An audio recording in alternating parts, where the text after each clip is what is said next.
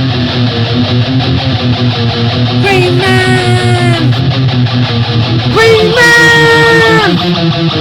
Green Man!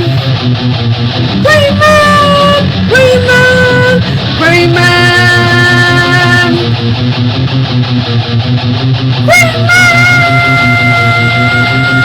Holy YouTube video, Green Man!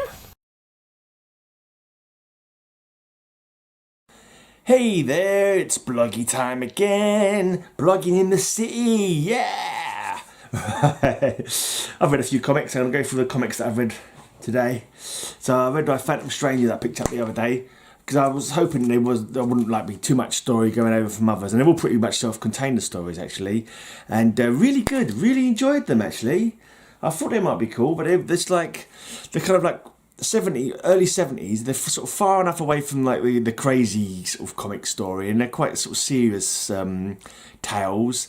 And yeah, I just found them very interesting, very cool, very nice art.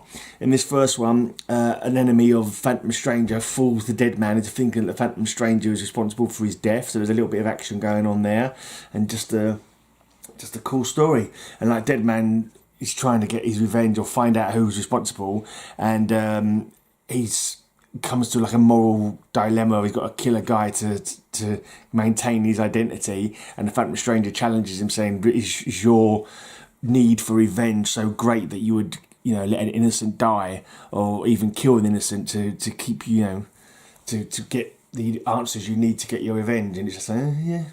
So that was a good little moral quandary.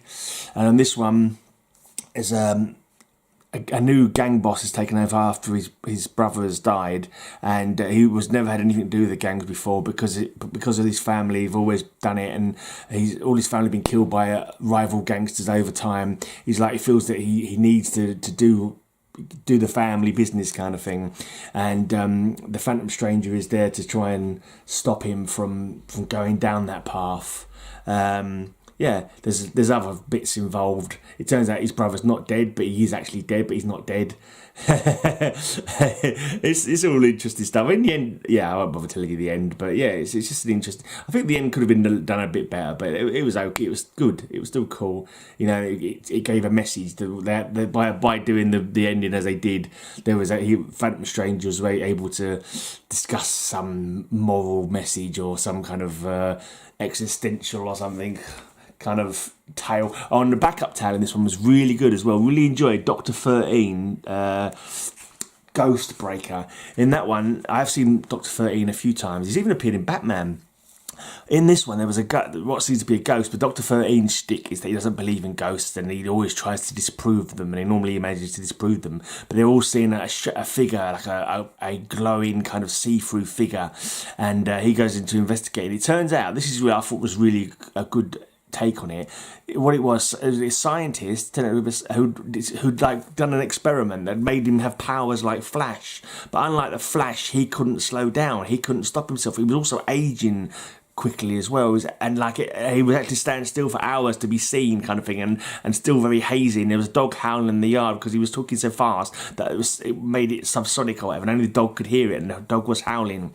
And and it actually talks about it. He says, he's sped himself up like that guy Flash from the comic books, which made me think that Dr. 13 doesn't exist in the same universe as the Flash. But then I'm pretty sure Dr. 13 has appeared in Batman comics, which is definitely the same universe as the Flash. But maybe this was just somebody who was more aware of the comic books than of the. I don't know. Or maybe maybe I deserve a no prize for spotting that. I'm not too sure.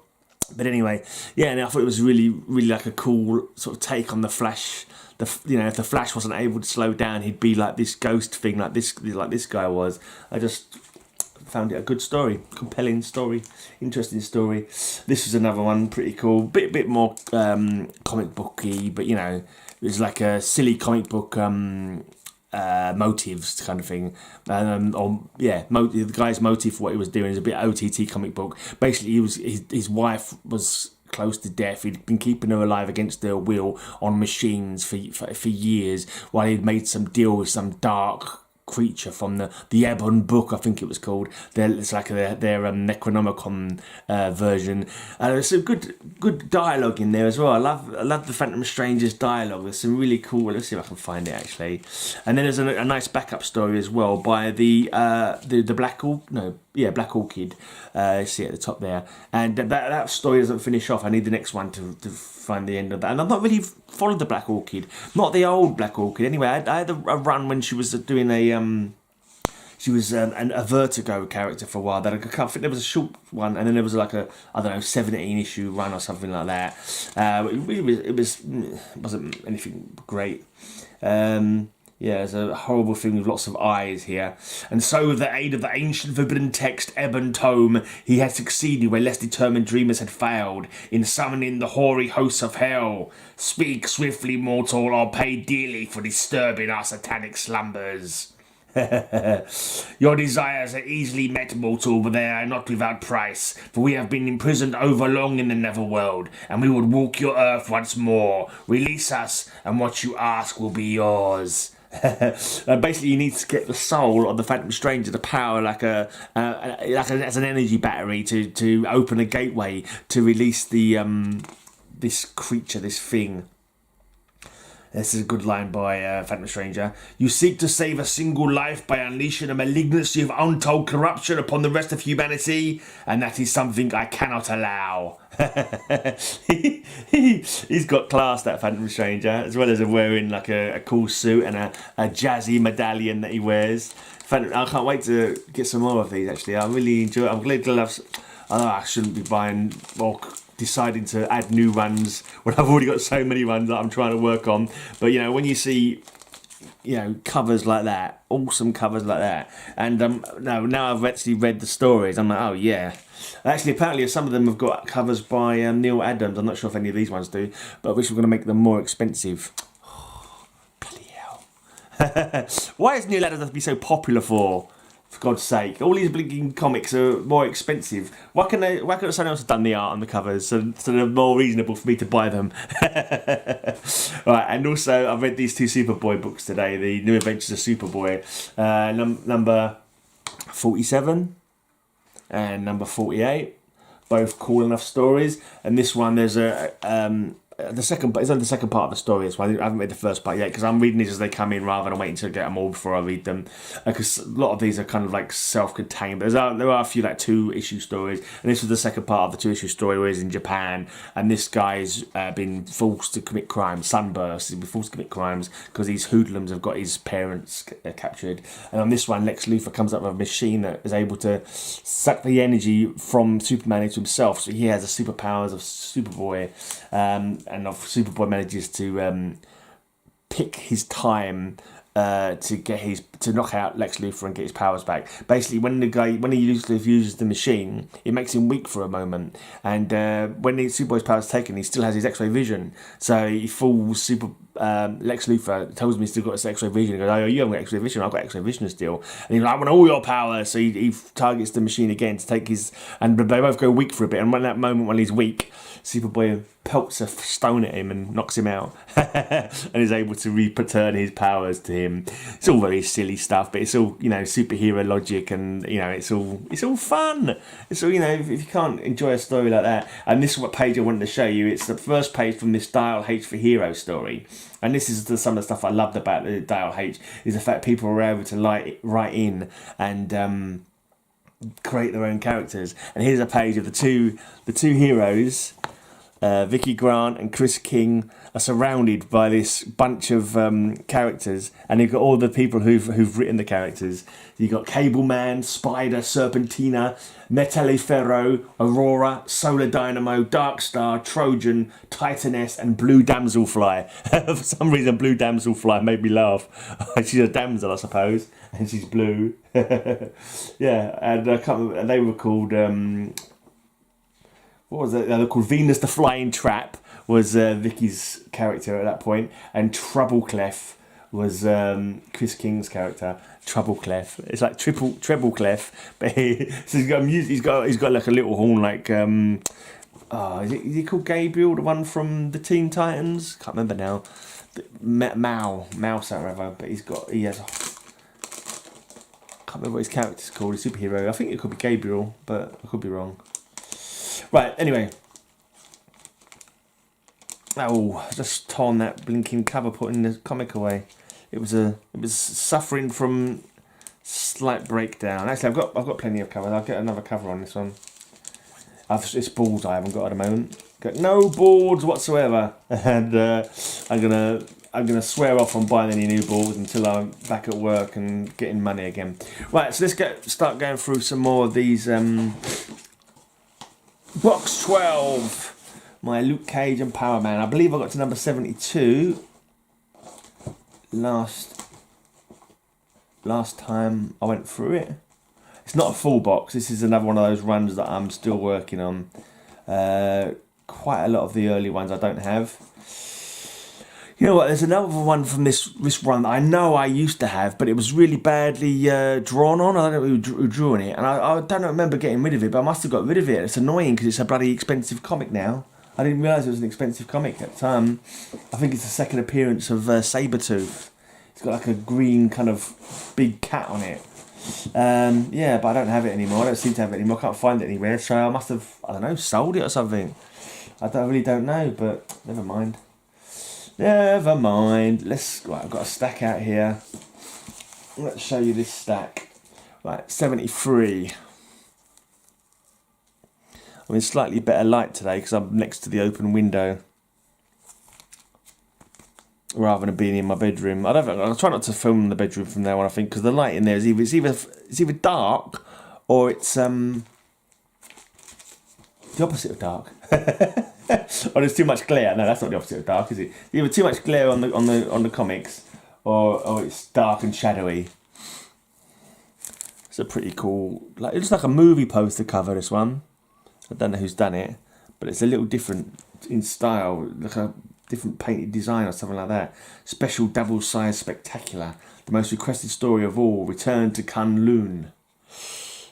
Here we go. This is always. I think I've had this one for a long while. This one. One of the ones that I had in my collection, but I never had a full run, you know. Still haven't got a full run. One day maybe. The early ones are quite pricey though. So I bought number 5 and it cost me a tenner. Looks like El Aguilo has joined them. El Aguilo is back. He wishes he wasn't.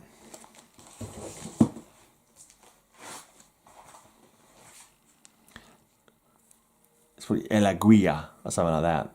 I'm probably pronouncing it wrong.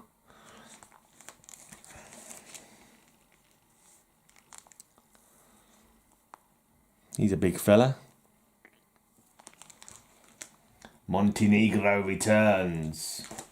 Montenegro, isn't Montenegro a country? It used to be a country, or is it one of those ones that's no longer a country after various wars or something like that? I can't remember if Montenegro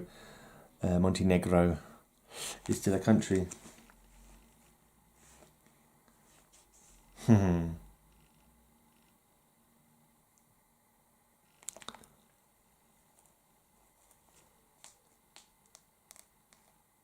Secret of the Black Tiger.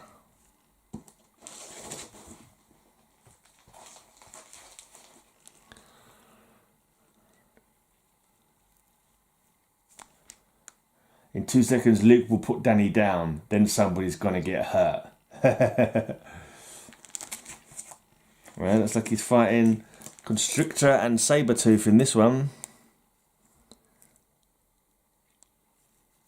Of course, Sabretooth was initially a Iron Fist villain.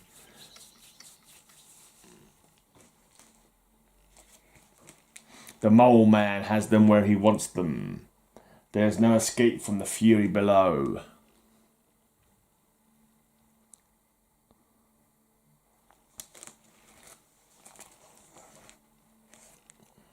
Some bloke with a beam from his eye. Looks quite calm and collected. I wonder if he's frozen them or something like that. The Monocle. Maybe that's the Monocle. I think the Monocle was a DC villain, wasn't it? I can't remember now. Moon Knight making an appearance by the looks of it. But they may be too late for Moon Knight.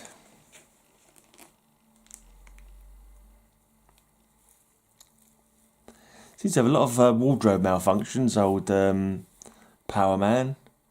He must go through yellow shirts like there's no tomorrow. Well, it's probably because he's got like such a low neckline on it in the first place. Maybe if he didn't have such a low neckline, he wouldn't get torn to shreds every 5 minutes. His final command: destroy Luke and the Fist.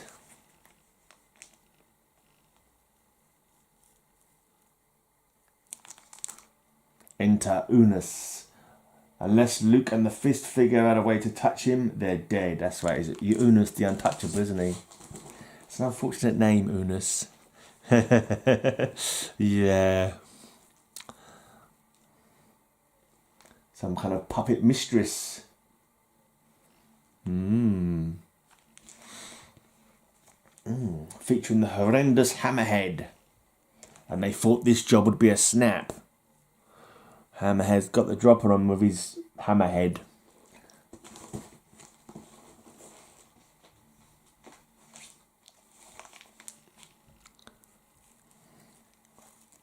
Do do do do. Oh, that doesn't look good. That does not look good. I think that's Chemistro, I believe. Yeek. I hope it's only Power Man's shirt that's been destroyed. Chemistro has come to destroy his shirt. He's like, you know, this shirt's not been destroyed for nearly 5 minutes. Gonna explode that crap off you. This one looks like they're having a fight against the glitter ball or something. Maybe the Dazzler is the villain. Dazzler is the villain in the glitter disco ball of doom. I don't think that's what's happening there. And then Chemistro's final triumph.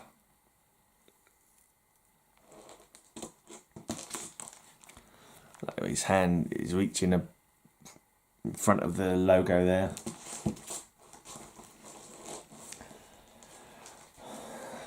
Her name, Farah. Her mission, kill the Fist. And on this one, Iron Fist is having a wardrobe malfunction. I say. They seem to both be, yes, not faring too well in this one. Some guy with eye beams and another guy with a bow and arrow.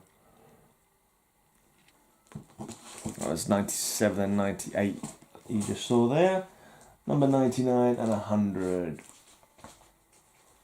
Oh, I haven't got 100. Oh dear, number 99.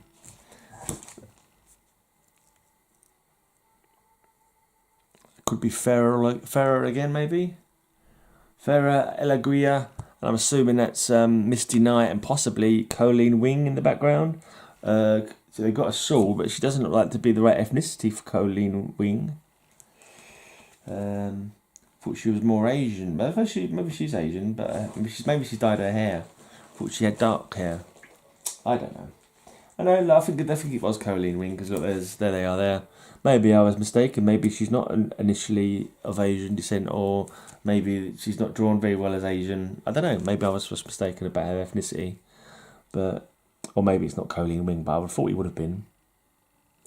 I know in the TV show Colleen Wing is of Asian descent.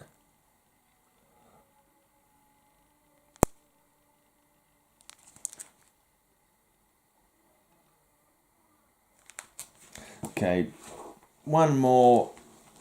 I don't know how many of this one are there.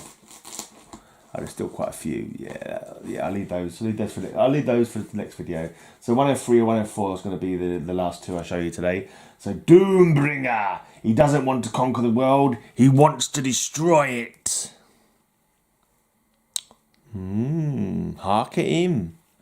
Where's he going to live if he destroys the world? He's not thought that through, really, has he? He hasn't thought it through. Because, where's he going to store his comic collection if he destroys the world? What kind of fool is that? Or maybe he's dying, he wants the world to end with him. The end of Doombringer and everything else. It's a pretty cool cover. These half skeleton faces of our heroes. Massive mushroom cloud. Oh dear. Oh, dearie, dearie, dear. But there is a next issue, so I'm assuming that he does not succeed. You have to assume these things. Or maybe he does, and the whole of the rest of the stories are all set in a different dimension. It's possible, You never know with comic books. I don't like to assume that the Doom Bringer doesn't bring doom to everything. Right. So that's it. Thanks for watching. Leave a comment down below. Even if I've premiered it, make sure to leave a comment down below. Nobody does when I say it, but some people do. I think James Gallegos has done that before. It just helps with the old anal lick tits and the Al Gore rhythms. Al Gore's rhythm. Anyway, small channel shout out. Less bigly channel shout out. I forgot to check my list of less bigly channels that I wanted to shout out. Oh, I want a t-shirt actually. I just remembered I want a t-shirt. I want a t-shirt on Comic Hero Show, which is done by the Victor Nunley channel. I'll shout him out again actually. I've got a t-shirt that's on the way. I actually watched his show number 208 or something.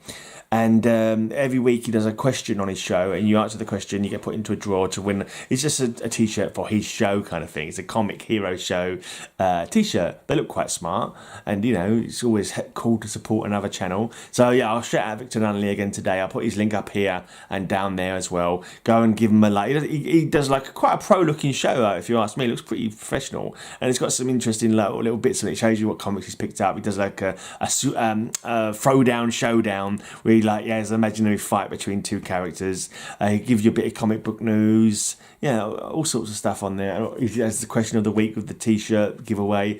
And it's well worth watching. And he doesn't get enough views, so please go and give him a view. Give him a comment. The link is down below. I'll put his little thing up in the corner as well. When his t-shirt arrives that he's sending me, I'll wear that for like a week worth of blogs or something like that. Depends how smelly I get. Well, I might just put it on just for the blog, just so I can sort of plug his channel for a week. Anyway, so that's it. I'm out of here. Until next time, may all your news be a good news. Sabab Victor Nunley. Sabab Victor Nunley. Press that button in the corner that will lead you to his channel, and press the red button that says subscribe. That's how it's done. Then watch his videos and leave some comments. Thank you.